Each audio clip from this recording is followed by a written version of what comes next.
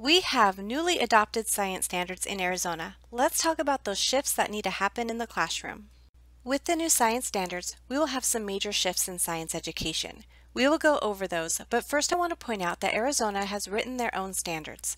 More than 110 educators and content experts came together and used research documents to develop the 2018 Arizona Science Standards. We did not adopt NGSS. Our standards are not close enough, do not have key core ideas and concepts in the same grade level, and do not ask students to apply the same science and engineering practices to those concepts. Please, if you hear someone say we are an NGSS state, please correct them. We are not a next generation science standard state. We are an Arizona science standard state. Some good news is that both documents use the same research document, and that means they have common pedagogy that makes it easier to tweak resources and collaborate with educators across the U.S. But the Arizona Science Standard has another research document besides a framework for K-12 science education that the NGSS does not have, and that is the document Working with Big Ideas of Science Education. In the Arizona Science Standard, we took the 14 big ideas of science education and turned them into our 13 core ideas of knowing and using science. These core ideas of knowing and using science have been spiraled throughout every grade band, K2, 3-5, 6-8, and high school, to develop a learning progression that will build scientific literacy throughout a student's K-12 education. More good news is that both a framework for K-12 science education and Working with Big Ideas of Science Education are available as free PDF downloads. They are highly recommended for any science educator. One of the biggest shifts in science education is that science education reflects 3D learning as outlined in a framework for K-12 science education. And this is really where the similarities from the NGSS and the Arizona Science Standards are. Both documents focus on 3D science instruction and that students should be in charge of their learning. Gone are the days of sit and get, memorize these vocabulary terms in science class. This is what is going to be new for teachers and one of the most difficult shifts for them to make. The first dimension of 3D science instruction, outlined in the framework, is the science and engineering practices. These describe behaviors that scientists engage in as they really do science outside of the classroom environment. They do things like construct explanations and design solutions, develop and use models, ask questions, and define problems. We are shifting our thinking from a linear set of steps to follow to a dynamic and flexible way of discovering. We want to give students these practices as tools to determine what we are trying to figure out. And how will they figure this out? How can they keep track of their ideas? And how does it all fit together? They may need only a few practices at one time. They may need to use all 8. But as students use them, students are creating their own knowledge of the world and how it works around them. The second dimension is the cross-cutting concepts. The framework emphasizes that these concepts need to be made explicit for students because they provide an organization for interrelating knowledge from various science fields into a coherent and scientifically based view of the world. Cross-cutting concepts have been around for a long time. So why is this new? Well, now they appear in the standards document along with the learning progression. We need to change them from being a tool for teachers to a tool for students. If students are the ones using the cross-cutting concepts in their K-12 schooling, they will be able to internalize those tools and apply them in other concepts and the future. The third dimension is the disciplinary core ideas.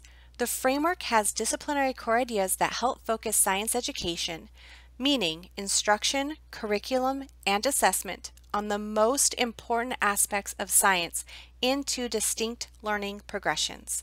These learning progressions were referenced as the 2018 Arizona Science Standards were written. However, Arizona focused their ideas on a similar progression outlined in Working with Big Ideas of Science Education. Here you see the table for core ideas of knowing science and core ideas of using science from the Arizona Science Standard document. These core ideas spiral throughout a student's K-12 education. Working with Big Ideas has big ideas instead of disciplinary core ideas. Working with Big Ideas declares that learning science in disconnected facts and not connecting to the real world is boring, and when teachers only focus on what is important, science class becomes more meaningful. In blue on the left is listed all of the 14 big ideas of science education. In gold on the right are the Arizona Science Standards 13 core ideas of knowing and using science. You can see the similarities of the big ideas and core ideas and how Big Idea 11 and 12 were combined to create Arizona Science Standard Using Science 1. The National Academies of Science, Engineering, and Medicine developed a one-page explanation of the shifts that will take place in science education for framework-based science standard states like us. The document was originally intended for NGSS, but with Arizona's newly adopted standards, this is also summarizing the shifts we will see soon. So as we move into three-dimensional science instruction, we will be moving away from rote memorization of facts and terminology. We will be seeing more facts and terminology learned as needed while developing explanations and designing solutions supported by evidence-based arguments and reasoning. Also, we will see less learning of ideas disconnected from questions about phenomena. And we're definitely going to focus more on systems thinking and modeling to explain phenomena and to give a context for the ideas to be learned. We will see less of teachers providing information to the whole class and more of students conducting investigations, solving problems, and engaging in discussions with the teacher's guidance. The new standards ask for less of teacher posing questions with only one right answer, and more of students discussing open-ended questions that focus on the strength of the evidence used to generate claims.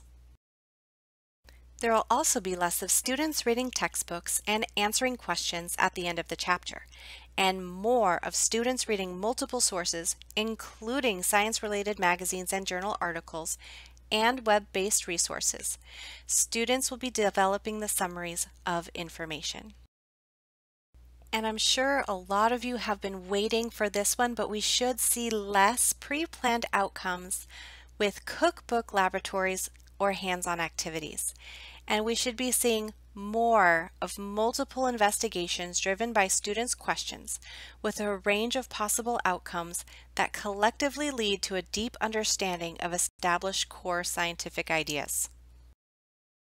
And of course, we should see less worksheets and more of students writing in journals, reports, posters, and media presentations that explain and argue.